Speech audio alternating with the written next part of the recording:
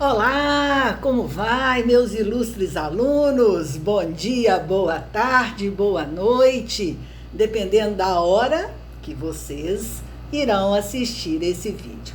Que prazer estarmos juntos novamente. E hoje a nossa aula é sobre dois assuntos muito importantes, muito interessantes, que tem tudo a ver com a minha história de vida, que é o RH. Então, hoje nós iremos tratar sobre a psicologia organizacional e psicologia do trabalho. A princípio, as pessoas pensam que é a mesma coisa, mas a professora vai explicar para vocês qual a diferença e o tanto que a gente pode utilizar desses dois conceitos na administração de recursos humanos, na gestão de RH dentro das empresas. Então, vamos começar explicando para vocês que continua sendo a minha grande paixão e o setor de RH, que é o setor responsável por desenvolver todas as práticas estratégicas do negócio e fazer a ponte entre a empresa e os interesses do funcionário. Sempre lembrando que o nosso objetivo é gerar produtividade e também gerar lucratividade na empresa, né? Então vamos lá, primeiramente conceituando. O que é a psicologia organizacional do trabalho e quais são os conceitos importantes que a gente precisa entender aqui agora? Então, galera, a questão do trabalho faz parte da vida do brasileiro, né? Alguns ganham aí na Mega Sena, Mineirinha da Sorte, herança, né? Mas a grande maioria, realmente, todas as nossas realizações pessoais e profissionais, elas acontecem através do trabalho. Então, esse é o grande motivo de vocês estarem estudando, se aperfeiçoando, buscando informações para ter uma carreira profissional bacana, brilhante, dentro daquilo que realmente a gente gosta. E quando a gente fala assim em psicologia do trabalho, fica parecendo que é o psicólogo. Não é nesse sentido. Independente, pode ser, mas os administradores também atuam, como nós já vimos na disciplina de gestão de pessoas, RH estratégico, atua muito nessa área, né? Então, mesmo que você não tenha uma formação em gestão de pessoas, ou mesmo que você não seja psicólogo, você atua na psicologia organizacional no sentido do bem-estar, no sentido de diminuir o estresse, no sentido de aumentar a produtividade desse funcionário, desse trabalhador, para que as coisas aconteçam da melhor forma possível, né? E eu acho que eu já disse para vocês algumas vezes, né? Todo mundo que cresce, todo mundo que vira chefe, ele vira professor e vira psicólogo, né? Não tem jeito, mas no sentido dinâmico da palavra, né? No dia a dia, quanto mais funcionários você tem, quanto mais problemas você tem para resolver.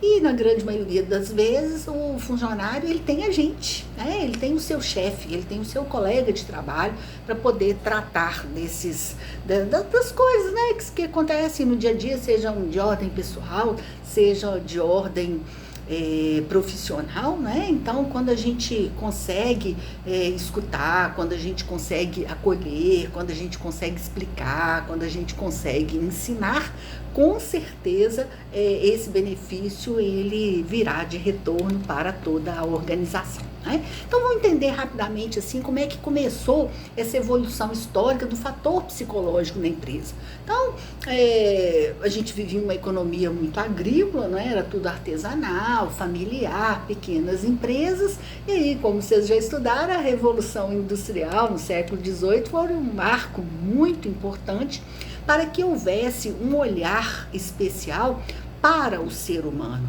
para as pessoas, e não somente para a máquina, como se o homem fosse um motor que impulsionasse, né? Então, a Revolução Industrial, século XVIII, 1760, 1840, Foi realmente um grande marco, né, nesse processo político, nos processos das pessoas. E antes da Revolução, né, as pessoas trabalhavam muito sozinhas, então não tinha estresse, o estresse era comigo mesmo, né? Mas as condições de trabalho eram brutas, eram dolorosas, eram sofridas, né? Não existia uma legislação que amparasse o trabalhador, então as condições eram realmente assim, quase intoleráveis, né? De perigo, de sujeira, trabalhava de manhã até de madrugada, né? Então a insatisfação com o trabalho, ela veio também, né? Não podemos nos iludir em relação a isso. E, com certeza, as organizações, elas existem para que obtenha, através das pessoas, a máxima produtividade, né? Tendo um valor agregado ao produto maior, atendendo os clientes, atendendo os acionistas, atendendo os empregados e, com certeza, né, com um custo baixo, né? Tem que ser barato, né? Então aí vão lembrar da disciplina de OIM, vão lembrar da disciplina de TGA, a gente teve aí Taylor, né?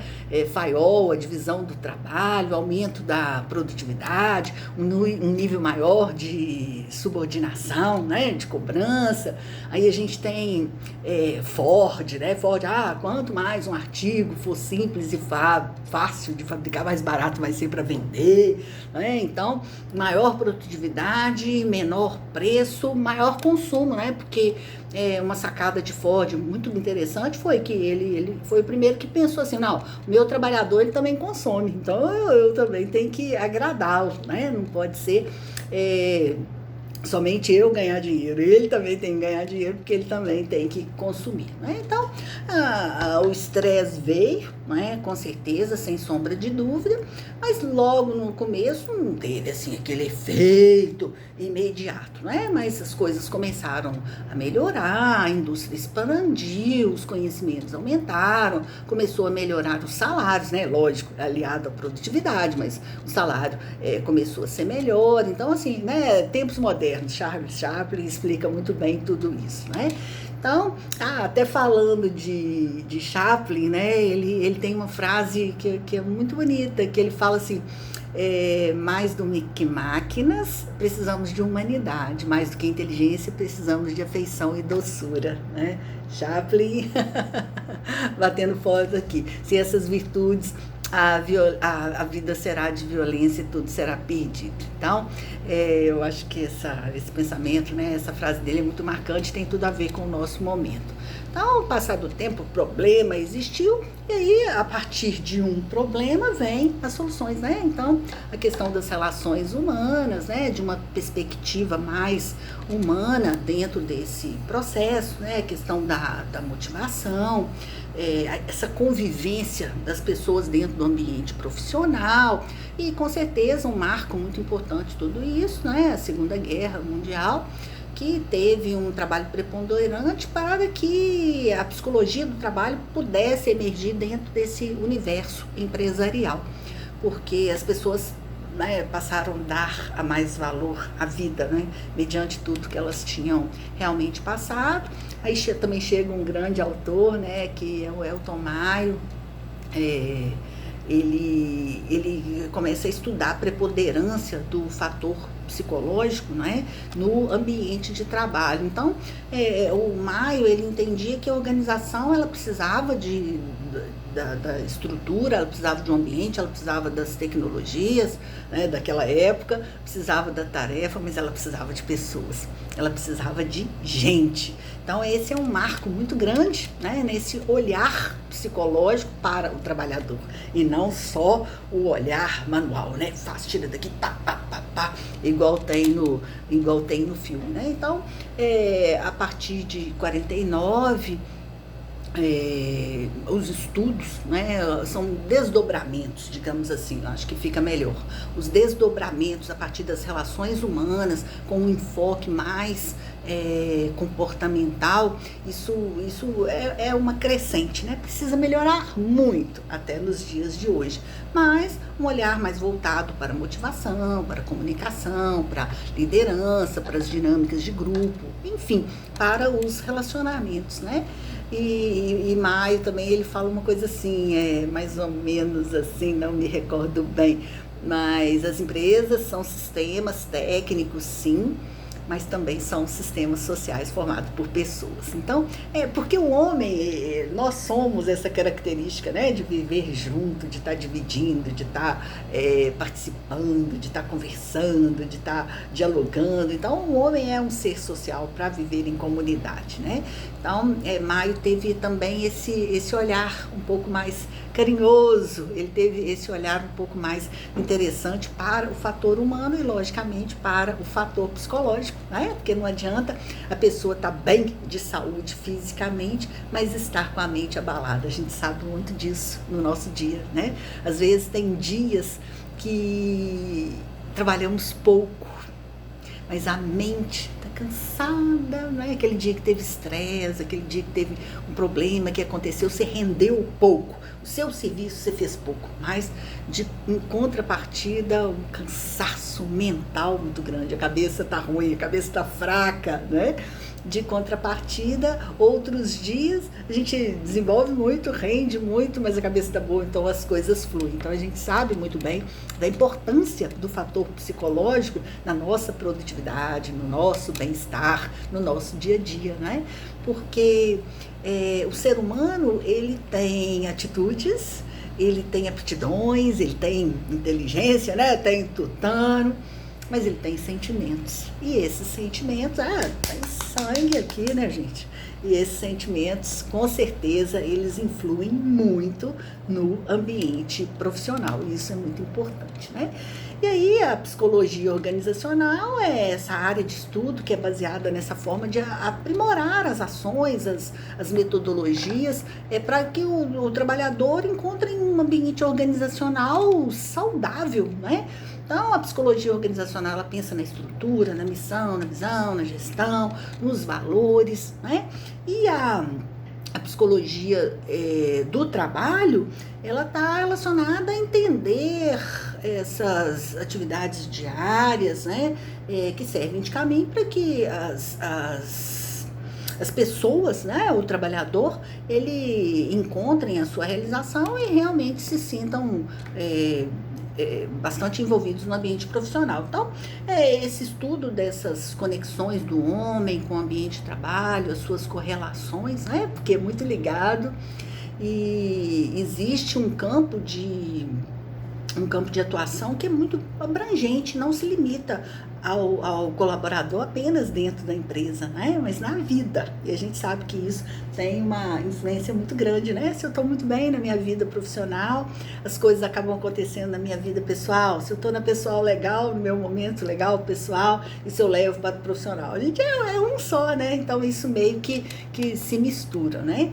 Então, a aplicabilidade tanto da psicologia organizacional e a psicologia do trabalho, sai todo mundo ganhando, né? O funcionário, o colaborador, a empresa, a comunidade, os clientes, né? Todo mundo fica bom nisso, né? Mas para a gente ter assim um marco, né? Para diferenciar para vocês, né?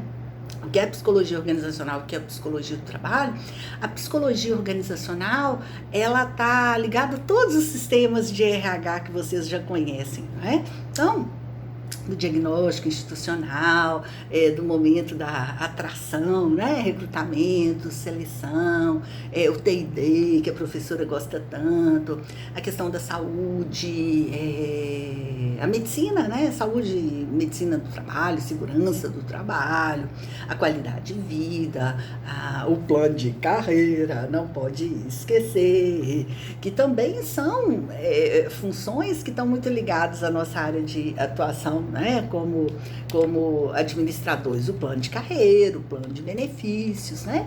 E já a psicologia do trabalho, ela tem um caráter mais amplo, digamos assim, para que tenha um ambiente de trabalho com condições favoráveis, clima e cultura, que também é uma ferramenta do RH, não é?